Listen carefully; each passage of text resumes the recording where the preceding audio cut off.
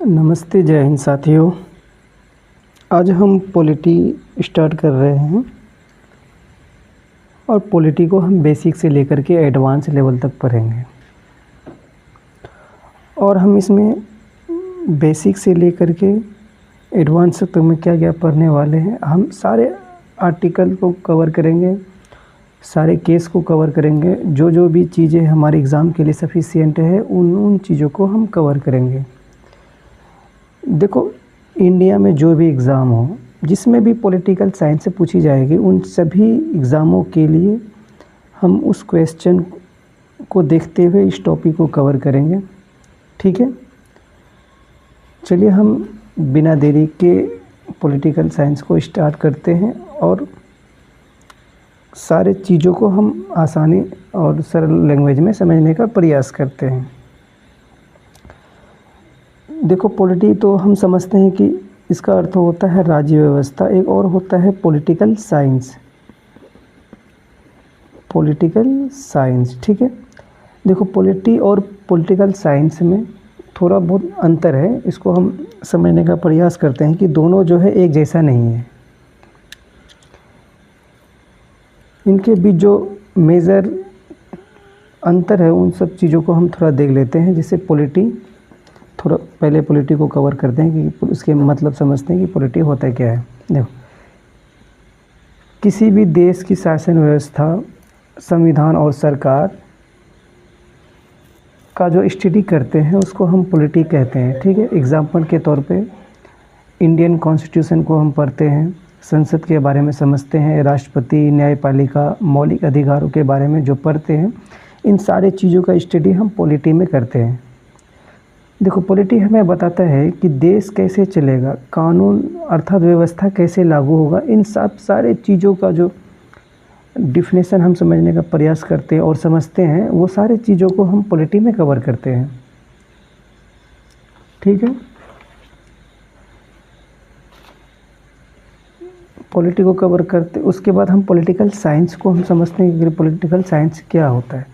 देखो, ये हमें बताता है, ये हमें सवाल पूछता है कि राजनीति क्या होती है, क्यों होती है और कैसे काम करती है। इन सब सारी चीज़ों का सवाल हम पॉलिटिकल साइंस में थ्योरी के बेसिस पे हम इसको स्टडी करते हैं। जैसे लोकतंत्र क्या है, समाजवाद क्या है, राजनीतिक सिद्धांत कैसे आया और किसने दिया, इन सब सारे सवालों का हम जवाब हम पॉलिटिकल साइंस में शुरू करते हैं। ठीक है, देखो, इतना तो आप समझ गए कि पॉलिटिकल साइंस और पॉलिटी में बेसिक क्या डिफरेंस है, इन सब बातों को आप समझ गए हैं। ठीक है, तो हम चलिए हम बिना देरी किए हुए हम इन सब चीज़ों को स्टार्ट करते हैं। पॉलिटी कहाँ लागू होती है, जैसे राज्य व्यवस्था कहाँ लागू होता है। किसी भी देश में, किसी भी देश को चलाने के लिए जो व्यवस्था, जो नियम की ज़रूरत पड़ती है, उसे हम राज्य व्यवस्था कहते हैं। ठीक है, देखो, ऐसा नहीं कि राज्य व्यवस्था जब कॉन्स्टिट्यूशन बना तब आया, इससे पहले ये अवधारणा थी, बहुत प्राचीन समय से ही ये विकसित हुई है। एक शब्द आता है जिसका नाम है स्टेट। ठीक है, स्टेट का उत्पत्ति अर्थात ओरिजिन कैसे हुआ, इनको हम समझने का प्रयास करते हैं। देखो, स्टेट का अर्थ होता है राज्य। ये अंग्रेजी लैंग्वेज के स्टेट जो लैटिन भाषा से आया है, स्टेटस से आया है। ठीक है, जिसका अर्थ या मीनिंग ये होता है कि स्थिति, अवस्था या राजनीतिक व्यवस्था, जिसको अभी के दौर पे हम समझते हैं कि स्टेट शब्द का प्रयोग किसने किया। देखो, स्टेट शब्द का प्रयोग जो है सबसे पहले मैकियावेली ने किया, जिनका पूरा नाम था निकोलो मैकियावेली। इन्होंने अपनी बुक द प्रिंस में, जो कि 1530 में इसको लिखा गया था, उसमें एक लो स्टेटो नामक शब्द का प्रयोग किया था और उसी में इन सब सारे चीज़ों का डिटेल दिया गया था। व्यवस्था तो हम समझ गए इनका मतलब क्या होता है। देखो, किसी भी समाज को संगठित और सुव्यवस्थित तरीके से चलाने के लिए जो हमें कानून या लॉ की ज़रूरत पड़ती है, उसे व्यवस्था कहते हैं। देखो, एक और थ्योरी हम समझने का प्रयास करते हैं कि स्टेट का अर्थ क्या होता है, ऐसा कौन सा चीज़ें होनी चाहिए जिसको हम स्टेट का दर्जा देंगे। ठीक है, हम अब ले चलते हैं आपको 20वीं सेंचुरी में। देखो 1933 में उरुग्वे के शहर में, जो शहर के अंदर में एक जगह का नाम था मोंटेविडियो, वहाँ पे एक अंतर्राष्ट्रीय इंटरनेशनल ट्रीटी हुई थी और इनका जो पूरा नाम था मोंटेविडियो convention on the rights and duties of states. ठीक है, इस कन्वेंशन में बताया गया कि किसी भी इकाई को राज्य मानने के लिए कौन सी चीज़ें हमें आवश्यक होगी, किन किन चीज़ों का होना ज़रूरी है। तो यहाँ पे एक थ्योरी दिया कि इन्होंने 4 थ्योरी दिए, एग्जाम्पल दिए कि इन 4 चीज़ों का होना नेसेसरी है, तब हम इसको स्टेट का दर्जा दे सकते हैं। पहला नंबर पे था पॉपुलेशन, अर्थात जनसंख्या। ठीक है, तो इन्होंने कहा कि वहाँ की जनसंख्या अस्थायी होना चाहिए, ना कि आज इस पार्टिकुलर एरिया पे हैं तो फिर महीने साल भर दूसरे जगह पे चले गए, नहीं। पॉपुलेशन का अर्थ होता था कि एक भूभाग के अंदर जो लोग रहते थे, बसते थे, वो अस्थायी होना चाहिए। ठीक है, ये हम समझ ले। दूसरा इन्होंने सिद्धांत दिया कि डिफाइंड टेरिटोरी अर्थात निर्धारित भूभाग, इसका एक निश्चित भूभाग होना चाहिए। किसी भी राज्य का एक सीमा होनी चाहिए, एक बाउंड्री लाइन होनी चाहिए, जिससे ये पता चल सके कि ये जो बाउंड्री लाइन है इसके बाद अलग स्टेट शुरुआत होता है। तो ये इन्होंने थ्योरी दिया, क्या था, डिफाइंड टेरिटोरी। ठीक है, इनको भी हम समझ लिए। अब थर्ड में इन्होंने एक और बातें कही जिसका नाम था गवर्नमेंट। ठीक है, अर्थात सरकार। इन्होंने कहा कि जहाँ पॉपुलेशन निश्चित तौर पे रहता हो, वहाँ की सीमा एक निश्चित हो, तो उन सब चीज़ों को कंट्रोल करने के लिए एक सरकार होनी चाहिए। और सरकार भी कैसी, जो जनता के द्वारा चुना हो और निर्णय लेने के लिए एकदम फ्री हो, किसी तरह का उसमें कोई प्रेशर ना हो, और ये जनता के प्रति जवाबदेह सुनिश्चित करता हो। ठीक है, इन्होंने एक और दिया, और आखिरी में दिया कि रिलेशन विथ अदर स्टेट्स। इसका मतलब होता है, चलिए हम इसको लिख देते हैं,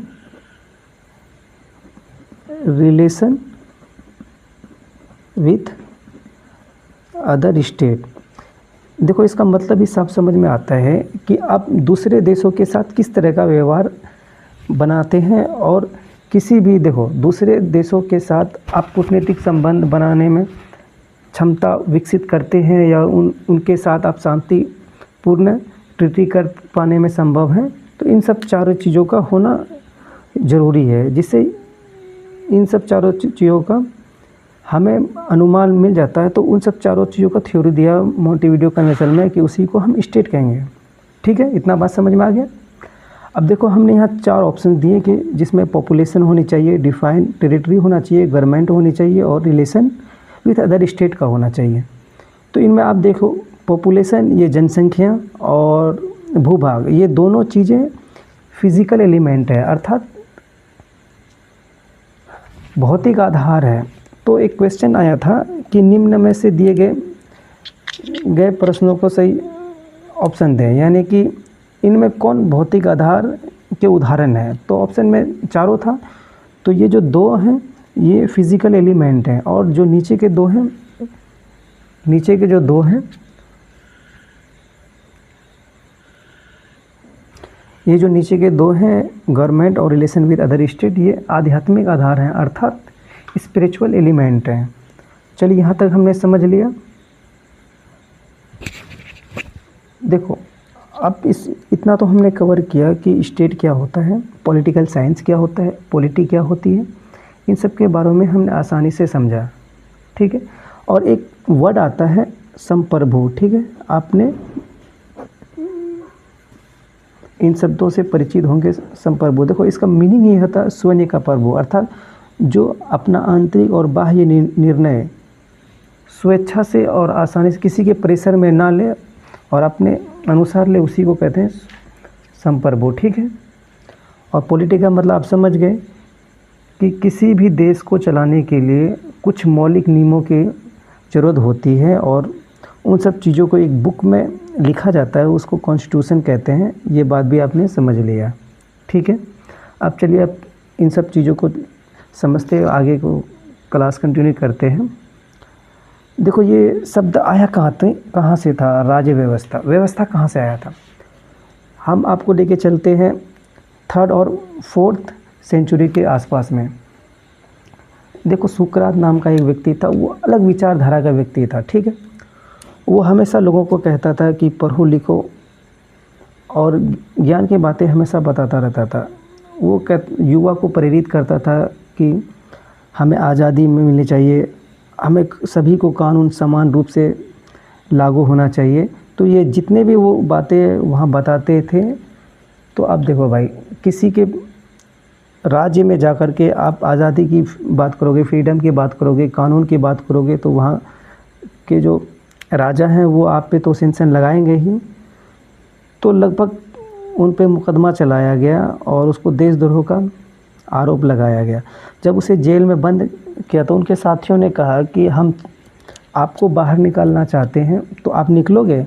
तो उन्होंने एक बात कही थी, देखो अगर हम इस जेल से तो भाग सकते हैं, अगर हम भाग गए तो नियम टूट जाएगा। और देखो किसी भी राज्य का नियम तोड़ना, कानून को का पालन नहीं करना, ये सब सारा चीज़ें देश के खिलाफ होगा। और हम खुद सबको ये सिखाने का प्रयास करते हैं कि कानून सबके लिए समान होनी चाहिए, नियम सब पर समान रूप से लागू होना चाहिए, सबको बोलने की आज़ादी होनी चाहिए।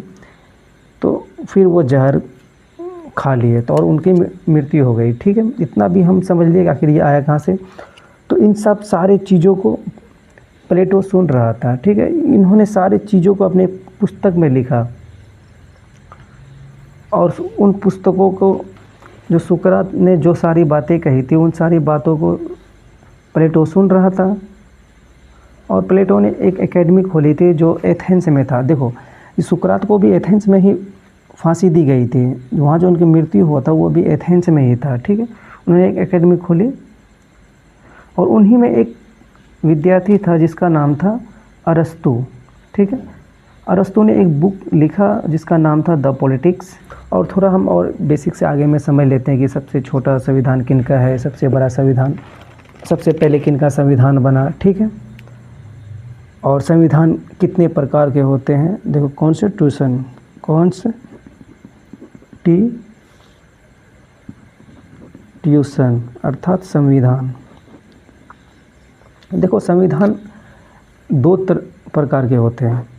नंबर 1 लिखित, जिसे हम कोडिफाइड कहते हैं, और एक होता है अलिखित, ठीक है, जिसे अनकोडिफाइड कहते हैं।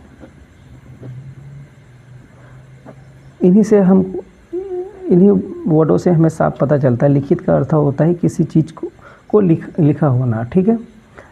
तो कौन कौन से देशों में संविधान लिखित रूप से है और कौन से देशों में अलिखित रूप से है। देखो अलिखित का अर्थ ये नहीं होता है कि वहाँ पे अलग ढंग से शासन होते हैं, लगभग इसी की तरह शासन होता है। जिस तरह से कॉन्स्टिट्यूशन इंडिया में है उसी तरह से अदर भी स्टेट में है, लेकिन यह है कि ये ट्रेडिशन यानी प्रथाओं के आधार पे शासन करता है। और जैसे इंडिया और रूस, भारत, नेपाल, ये इन सब जगहों पर लिखित तौर पे एक दस्तावेज के रूप में हमारे पास संविधान है, ठीक है। तो इसका एग्जाम्पल कौन कौन सा हो गया।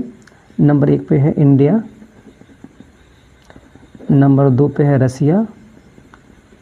ऐसा नहीं कि एक सीरियल पे हम आपको एग्जांपल दे रहे हैं। नेपाल और अमेरिका। देखो अमेरिका सबसे पुराना संविधान बनाने वाला राष्ट्र है।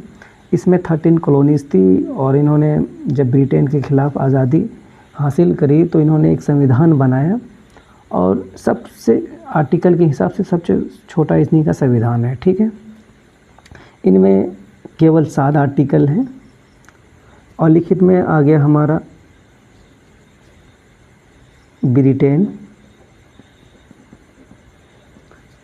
आ गया, न्यूजीलैंड आ गया, कनाडा, इज़राइल और सऊदी अरब। इन सब जगहों पे और लिखित संविधान है। मतलब ट्रेडिशन यानी प्रथाओं के आधार पे वहाँ पे शासन चलता है, रूल चलाता है, ठीक है। इतना भी हम समझ गए। अब संविधान देखो, संविधान के बारे में और जान लेते हैं कि सबसे पुराना संविधान किनका है, सबसे नया संविधान किनका बना, संविधान। ठीक है, देखो इन सारे चीज़ों का हम PDF आपको अपने हैंड राइटिंग नोट्स के थ्रू आपको हम दे देंगे। ठीक है, हम टेलीग्राम का लिंक डाल देंगे, उनसे आप इसे प्राप्त कर लेना, क्योंकि ये हमारा फर्स्ट वीडियो होगा।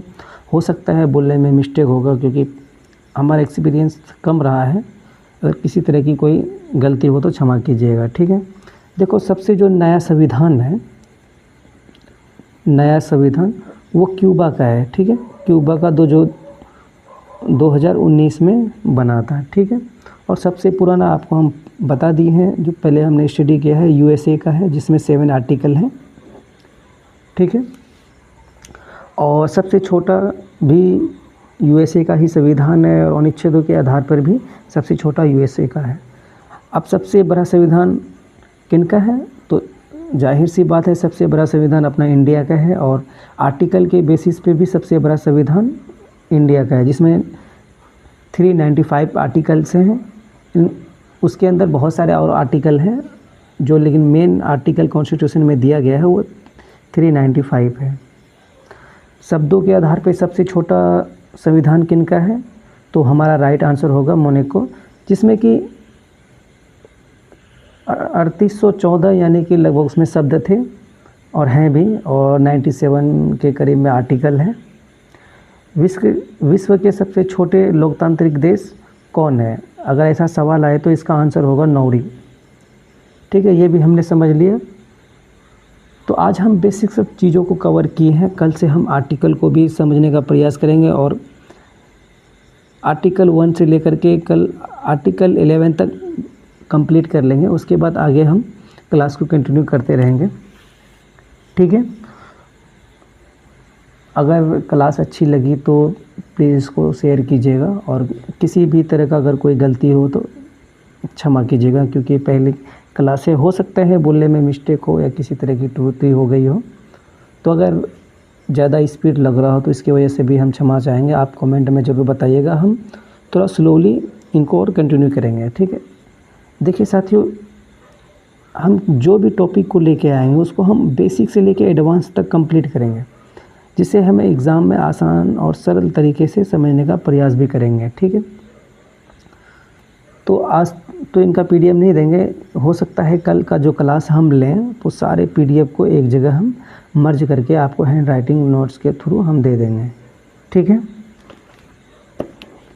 हम कल की क्लास में थोड़ा ब्रिटिश इंडिया के बारे में पढ़ लेंगे कि आखिर ब्रिटिश इंडिया जब इंडिया पे रूल करने आया तो आखिर कौन सी स्थिति थी, जो परिस्थिति देखने को मिला, जिनके वजह से उन्होंने एक्ट लाया। जैसे रेगुलेटिंग एक्ट के बारे में पढ़ते हैं, पीस इंडिया एक्ट के बारे में पढ़ते हैं, चार्टर्ड एक्ट के बारे में पढ़ते हैं, और फिर क्राउन का शासन आता है, आप क्राउन एक्ट के बारे में पढ़ते हैं। इन सारी चीज़ों का कल हम जवाब देंगे, विस्तार से इसको पढ़ेंगे कि अंग्रेज़ों ने ये इन सब सारी चीज़ों को कैसे लागू किया। ठीक है, तो जय हिंद साथियों, इतना ही आज क्लास को कंप्लीट करते हैं। अगर किसी तरह का कोई गलती हो तो माफ़ कीजिएगा। जय हिंद, जय